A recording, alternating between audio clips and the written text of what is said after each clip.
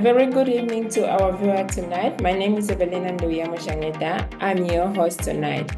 Welcome to the True Leader podcast, where we deliver raw, authentic insight to help you navigate the complexity of modern leadership, featuring guests from various industry and life experience. Our guest in the studio tonight is Miss Tiffani Teachey, who is a senior mechanical engineer. She is a STEM advocate, a TEDx international speaker, and an international best-selling author of the children's book titled What Can I Be? STEM Career from A to Z. As an engineer with more than 8 years of experience, Tiffani have a passion for inspiring the next generation to engage in science, technology, engineering, and math careers. She was born and raised in Winston-Salem, North Carolina, and enjoyed traveling and being a youth mentor. She is a founder of Thrive Each Publishing, and she has received numerous awards and recognition. A very good evening to you, Miss Tiffani, and welcome to the True Leader podcast. Thank you so much. I'm excited to be here. So our topic for discussion tonight will be around the STEM career itself and the future of the workforce. Can you kindly tell us about your background? Yes. Okay. So my name is Tiffani Teachey. I'm excited as far as my journey. So if it started, I actually was that curious girl in school, asking questions in class and math class especially, and was always challenged with that because those type of fields, like from math to science, can be challenging. And so I was that one asking questions. And so my mother and my father had my brother and I, he's an engineer as well, had us in a math and science Saturday academy. So on Saturdays, we would have to go to that. And so that's where I learned about engineering and problem solving. And so from there, I was able to then, because I wanted to be a lawyer at the beginning, but then when I realized you can do problem solving, critical thinking, I decided to become an engineer. So I ended up going to University of North Carolina in Charlotte, undecided engineer, didn't know what type of engineering, but then I realized that mechanical was the broadest of them all. So I said, okay, mechanical engineering, that's the way I would go. So I ended up doing that. And so I've been, it's a male dominated field. So I'm, have had the challenges throughout to try to break those barriers. And so I've represented, it's been about 20 some years in the industry itself. And so I enjoy doing what I do. And I love from that, taking that and becoming a children's book author. And so my journey's been as a mechanical engineering, as well as becoming a STEM children's book author and so many platforms from there as well. That's very interesting, and I can feel the energy. So what sparked your own passion for STEM, and how has your career journey evolved, Yeah. sorry. Yes. The spark, the energy, like I said, is the problem solving and the critical thinking as a child. Initially, I didn't really know what I wanted to be when I grew up, but it was those times where I was learning through math and science the value of problem solving. My dad had a client who was a civil engineer, and so that he encouraged my brother and I to go into engineering. And my mom was an educator, my dad was an entrepreneur, and so from that, it sparked the curiosity of becoming an engineer. And it's as far as shaping the world from there, realizing that representation matters. And from there, it's a male dominated field, but I'm excited that I'm representing and I'm paving the path for others because someone else paved the way for me. And my career, has evolved from mechanical engineer to now advocacy, where I, focus on inspiring the next generation through, mentorship, through publishing, and those aspects. It's been able to be where I've been able to spark my joy of it. That's very interesting. The next question would be, who are some of the women in STEM who have inspired you the most, and why? Mhm. And there's so many women that's paved the path before me that makes a difference, definitely in STEM. And I'm gonna start with the women with hidden figures, they call them the human figures, where they was human calculators at NASA, and they was the ones, Mary Johnson and Kate Jack, those were the ones that made a difference as far as in the field of STEM because they paved the way. Those didn't get that exposure when they was going, through that, but to be able to be exposed now, they're hidden no more, and that they made a difference. It's been one of the biggest pieces with the Hidden Figures movie that came out, and then those women. And then also, I actually know an astronaut who was local, that was the third female Black astronaut, Joan Higginbottom. So you hear about the Mae Jemison, but to know one particularly in Charlotte, North Carolina, I had the opportunity to meet her and know her from different organizations that I'm a part of.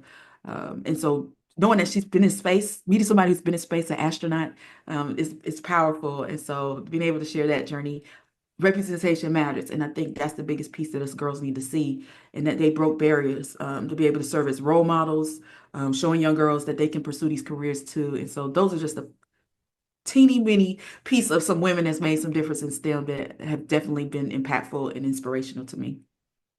Oh, your curiosity have brought a very big inspiration. Speaking of the Hidden Figure movie, I've also watched it. It's one of the most inspiring movie. Seeing women Yes. standing up and something that you can relate to is very inspiring. Mm-hmm. The next question is, what are the most impactful way to encourage girls' interest in the STEM at an early age? Yes. And I really think it's important to start early. Early age is important to get them started early, because the key things to try to make them be able to be interested in STEM is engaging girls through hands-on activities, putting those hands-on activities, seeing that they can think, critical thinking, the whole design process, and getting them to do hands-on, I think is really impactful. Uh, Next up would be mentorship programs.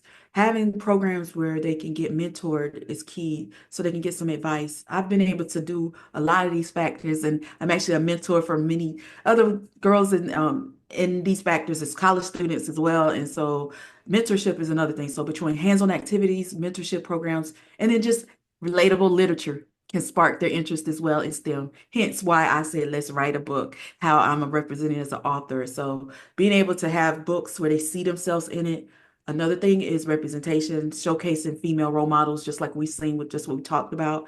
But that's another way that we can make it impactful, by having female role models that they can see themselves in, possibly be those careers. And so organizations such as Society of Women Engineers, National Society of Black Engineers, NSBE, SHIP, which is the Hispanic engineers, like seeing some representations is key, especially for our girls to see those that's in those fields. And so those would be some ways between hands-on activities, mentorships, relatable literature, and then representation of role models would be key. That's very interesting to say that and these girls, they will be very lucky to have a fellow female mentor that is bringing them up. It's really amazing and it's very encouraging. So the next question will be, what are the most persistent barrier that women face in pursuing and advancing STEM career today? Yes, being that STEM is a career where it's a lot of male-dominated field, there are various barriers I've dealt with as well. You deal with those imposter syndrome. That's that one where you didn't think you're worthy of it. And so having that imposter syndrome, especially those starting young, as well as going through school, then also in the workplace. So dealing with imposter syndrome is what we see a lot with females in this industry, as well as gender bias. We deal with the biases of whether a woman is capable of getting the job done. The lack of representation is another barrier. Not seeing enough representation in the field is another thing. And then just limited access to mentorship. If we can get more of women to get mentors, and there's a difference between mentors and sponsors. Getting someone also to be a sponsor, someone in the room who can vouch for you when you're not in the room and say, hey, Tiffani can do this. She's capable. So having a mentor and a sponsor, I think, has been where there's lack of those, which has been a barrier. So these challenges can hinder women progression, advancement, and participating in STEM fields itself. So I keep going back to a lucky child that you are mentoring, to have you in the room. At least they are able Yes. to relay back to you and how will you put it, to compare with you, having you in the room, and it's really amazing. Our next question is, with the rise of AI and automation, how can school prepare students for job that yet, sorry, I have to rephrase this. With the rise of AI and automation, how can school prepare students for jobs that don't yet exist and raise next generation of STEM leaders and innovators? Mhm. Yes, now that AI is here, that's the biggest piece of, and then automations be able to think they're going to replace the humans. And that's not the thing to think about. Schools should focus on fostering creativity, getting that piece of it, the critical thinking side of things, and the problem solving skills. Building those with our kids is going to be what's essential, regardless. You can't take that away from them, regardless of the AI and automations, which is a great tools. They're great tools, but fostering creativity, critical thinking, problem solving, and then integrating those interdisciplinary learning, real world applications. That's going to be what will prepare our students for this evolving workforce. So tying it in with the real world, I mean, they get the theoretical and all this in school, but how does it apply to what we do? And that's why I love being an engineer, because it allows you to say, okay, I'm making a difference. And so getting those pieces of how you can make it and apply to real world applications in school, I think that's going to be essential, especially with these evolving workforce itself. That shows how much of a real advocate for STEM is. You, regardless of what is there, you still believe creativity can be fostered, and critical thinking can be brought on the table, even if the technology is trying to make thinking very easier for us, it's trying to make creativity way too easier for us, but you still strongly believe that we need, and the girl child also need, to foster creativity. It's something that is commendable, and I'm so impressed. Oh, thank you. I'm so Thank you. impressed and very excited. The next Good. question will be, what are some of the most exciting innovation you see on the horizon, and how will they shape our world? Right. Now, we talked about artificial intelligence, AI, of course. Those are definitely the innovations that's out there. Renewable energy, that's another piece dealing with the ways we can, be more sustainability piece of it, and then the renewable biotechnical is piece of it as well, as far as different things in the technology things. These type of advancements would, revolutionize the industry and create sustainable solutions for our global challenges, because it's across the board globally when we talk about the challenges that's in the world and shaping our world. So definitely from artificial intelligence to renewable energy and then biotechnology would be some key innovations that's coming up there, I was thinking with Tower. Interesting. Our next question will be, what lesson have you learned throughout your career that you believe are essential for future STEM leader? Yes, I deal with, we go through life, we go through jobs, and I went into engineering because I wanted to be challenged. That's really why I decided to. Not saying all the other careers aren't challenging, but engineering was challenging. So persistence, I'm going to say persistence, continuous learning, and the importance of networking are vital lessons. So persistence, continue to um, push on regardless of what might be put in your face or put in your face is one thing. So definitely persistence, continuous learning.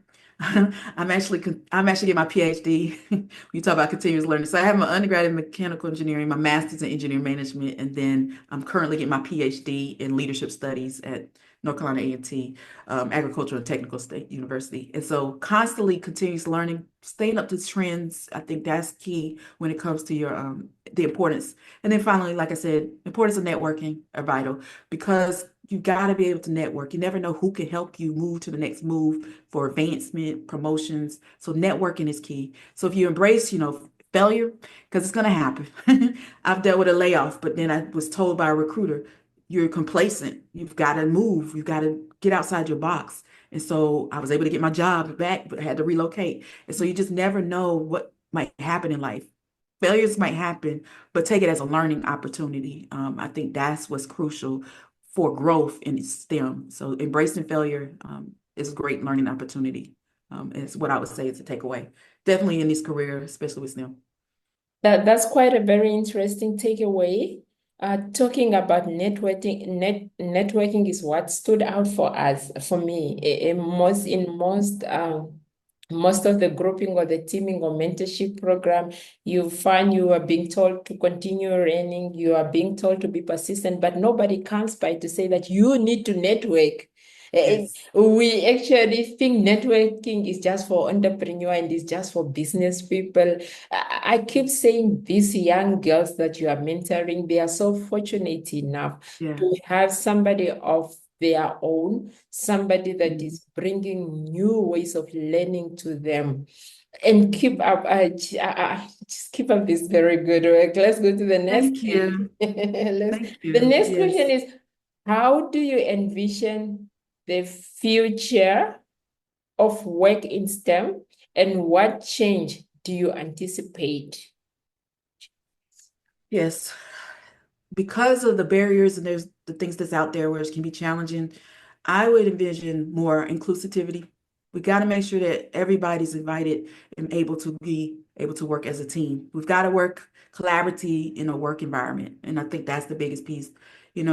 Everybody can bring different things to the table. We don't want to be like-minded and not be able to know that you're going to have to, everybody has something that they can bring to the table. So inclusivity, collaborative work environment, with the emphasis of just making sure you get a group of all different ones that can make a difference and make an impact and have a voice. You don't want the same people having the same voice. You want to make sure that everybody has a voice and that their voices are being heard. And then also the remote work, since pandemic, we've been able to do remote work. So I think, in visiting hybrids, those type of things of where it's a combination going into the office or either work environments where you're working remote virtually. And then working as a team, I think that's the biggest piece in the becoming the norm and it's driving innovation. So being able to have that, I could see as anticipating for future work in STEM.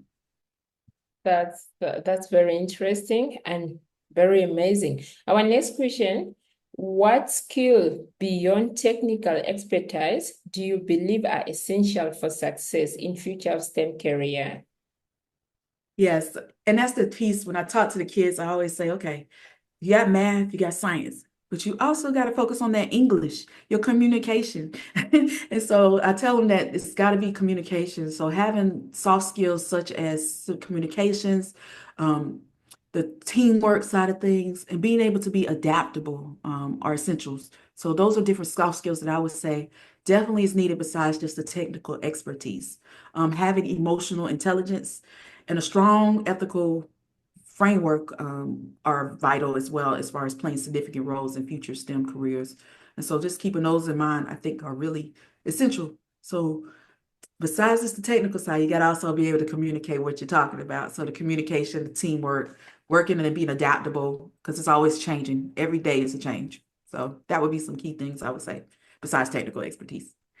That's quite interesting. I didn't even think about it. I didn't think about these soft skills that an engineer, apart from Mhm. being a technical person, they need to have this. Because when I look at an engineer, I'm thinking it's just a guy that works with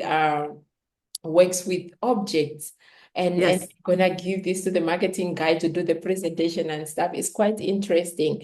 My Yes. last question to you, the second last question to you is to say we have been talking about a girl child in STEM, and currently it's a male-dominated industry at this point in time. Do you think advocating only for a girl child to join STEM will at some point overtake the male domination in the industry? Or what exactly are your goals? What are your Mhm. plans? What is it that you want to achieve by mentoring a girl child and leave out a boy child? Yeah. I mean, I can speak from being a female and just the what I've been through. And so of course the passion's there because I've been through it as a female. And so my passion is for girls and boys definitely, but girls because it's a whole bias piece of it, the whole barriers that we talked about. And so I just want to see that there's percentages that the percentages goes up. You can talk about the different percentages of those that's graduating to those that's in the workforce. And so I just want to see those numbers go up. And we see a difference in that we've made some impact, that I've made some impact globally. I love to travel. I just came back from Ghana, talking to the kids. So yes, the girls and the boys, I'm passionate just from young people in general because it's those moments where I've talked to the kids and they say, I remember when you talked to me, and then they become that career. And so that's really where my passion is, my purpose for service for what I do, because I want to make sure that I've planted a seed and that, yes, our girls can get there and the percentages increase, but I'm not biased to any child that can grow and become these careers in STEM. That's quite very interesting. So you were in Ghana. Next time you must come to Namibia. Okay, I will add it on the list. Yeah, this is my second time in Ghana. I've been to South Africa. Yeah, Botswana. Yeah, I love it. I love it. Just throw Namibia in your bucket, please. Just Okay, throw sound Namibia good. in.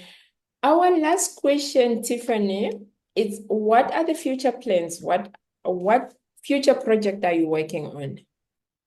Yes, and so of course I'm a children's book author, so my plan is to get some more books out there. I'm actually creating four experiment books because now I said the value of hands-on experiments are key. So I'm definitely looking forward to creating a science experiment book, technology, engineering, and math experiment books. So then we can get to talking of getting hands-on activities for these kids in the schools. My goal is to get into the schools and make sure that we're doing that. And then just continually to grow. I have my own magazine, the STEM Crew magazine. And so just also getting more professionals in STEM, educators in STEM. And so the sky's the limit on all the impact that I'm making and getting the message out there. That's my biggest piece.